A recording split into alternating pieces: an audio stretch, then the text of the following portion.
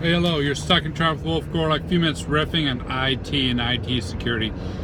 Today looking at translating controls, specifically the CIS critical security controls, into something a company can actually use. Years ago, I was told that computers are not science. It was a biology class. I was doing a science fair project. I actually wrote like this AI algorithm or a life, and I was demonstrating life and mutations and everything. And I got a D in it. I was angry. I was so angry. And I protested. I was still in high school, so I protested. I got my parents involved. Talked to the principal. We're going straight to the top, raised all sorts of hell. And the teacher said, yeah, you got D.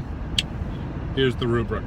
Oh, killed me. I realized right away I missed a whole bunch of stuff.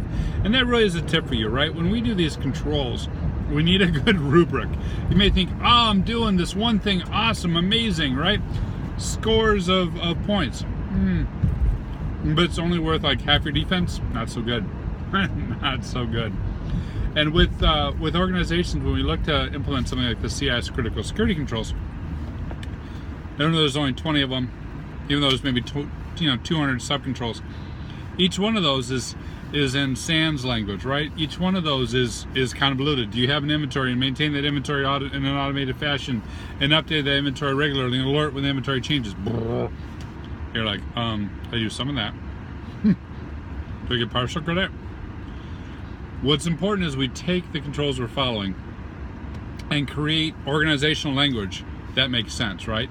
For that one control, we may have 4, 5, 10 different questions. Very simple, black and white, common language questions. Do you have an inventory? Yes or no? Do you maintain it? Yes or no? How often do you maintain it, right?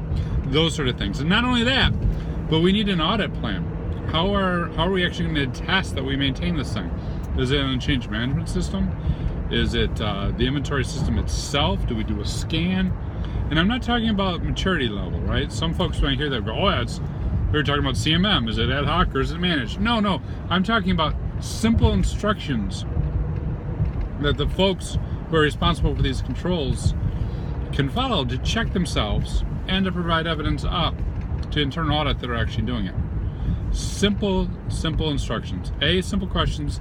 B, simple instructions that allow them to do internal audit. Now, when we get more tricky, that's when we're talking about maturity levels, and that's when we're talking about doing technical validation. No, we'll get there. But step one, whenever you're looking at a complex organization or a complex set of organizations all owned with a parent company and trying to figure out how you're going to standardize the control, step one, common language.